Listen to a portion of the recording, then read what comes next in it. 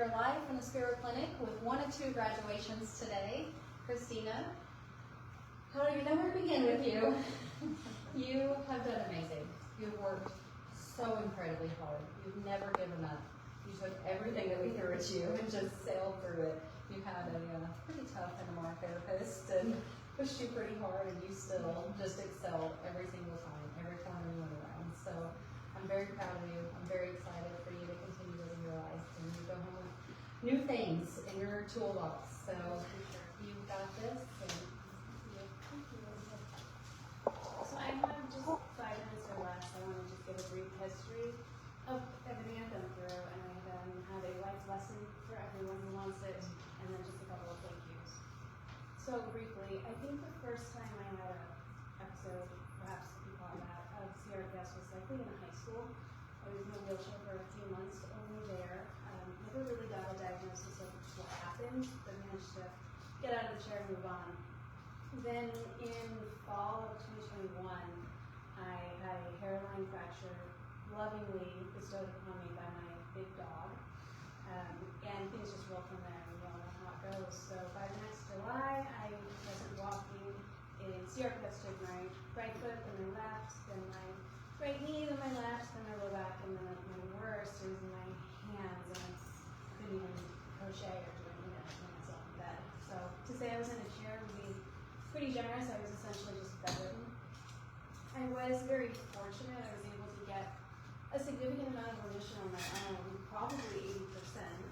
So I wasn't able to do everything functionally. I couldn't, I had to take those long breaks in the day. I couldn't go for runs, certainly. And my flares, beginning last summer, started to be closer together, more painful, and lasted longer. So it was about December or January I decided to come to Spero, and then things changed a little bit in my life. About 3 weeks before I got here, I experienced a very personal loss that came with it, a pretty deep betrayal as well, and I intended to properly ignore that and treat only the CRPS when I got here. It didn't work.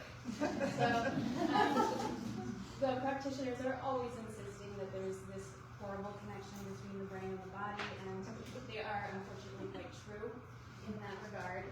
So I didn't progress terribly well when I was first here because I was not dealing with the situation that was new to me, that had placed me into more fight or flight than I had previously been in, which I didn't think was possible, but it was. So once I really started addressing what I was going through in my personal life, I got more pain drops. I was able to reach more of my functional goals, and that started to happen actually pretty quickly. There was one specific day in cold laser with Tyler where he was very helpful to me and encouraged me to really allow myself to have that vulnerability and be a person. So after that, in piezo, which seemed to have some sort of cord connection between my emotions and my body, I cried a lot, and I can't really explain it. There's something about the body keeping the score, just a great book you shall read. And letting it go a bit in piezo was very helpful to me. Then Dr. T did something horrid, and decided that she was going to have my NMR therapist take over my piezo, which I didn't want to do at all, and we're probably fit about, and lost the argument. And it was a good thing, of course. So it helped me access more vulnerability. It was in more public space, and really push through some of those last things that I needed to do. So I guess my life lesson there after the history is they're not making it up. You gotta actually listen to these people. And if there's anybody that really has something going on in your life that you feel is separate from the symptoms or the condition that you're here for, address it anyway, because it's probably in your way, and I didn't get the progress that I needed until I started to do that myself. So, a couple of things on the list. Talia and Jen, I'm so grateful for the both of you. You've become very close to me in a very short period of time, and I'm just going to briefly say how grateful I am, and I'll tell you the rest later. Savannah is likely watching. She graduated recently and is home. I self-isolated when I first got here, which was a pretty bad idea, and Savannah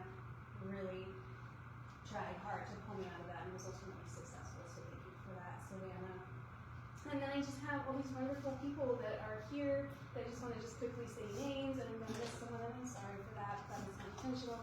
So Michelle and Asia, thank you for everything, for being part of this. There's 2 Lauras here that I really value. I want to shout out to them. I also have Connie, Shannon, and Kate here, Emily, and Layla as well, and Abby. And then I wanted to address just very briefly, my mother brought me down here. I couldn't physically manage to get here on my own. I'm sure you all know what that's like. And I didn't have the person that was supposed to come with me, and she stepped in. No hesitation, made it happen. So thanks also to my father for letting her come down here. I've had several aunts and uncles and cousins that have supported me by writing letters that know more than you probably will ever know. So thank you for that as well. I have a friend, Brittany, back home, who's also very supportive. And then there's my son, James, who is 16 and is just wonderful. I'm so excited to get back to him. And James, thank you for tolerating me being gone this long. So appreciate that. Tyler and Sierra as well for everything over the years. And then Chelsea, Autumn, Jacob, have to look around and figure out where you are. There was that one particular day in PASA where you were all very helpful in letting me do something really vulnerable, and I'm grateful for that, wherever you're sitting. And so Dr. Kate,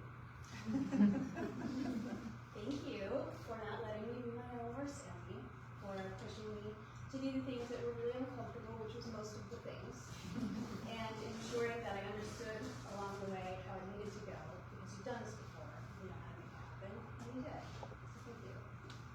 And then my NMR therapist is last, so that is Bryce. And there really isn't enough time to express my gratitude to Bryce for everything that he's done. But I will just briefly say that I've never seen anyone that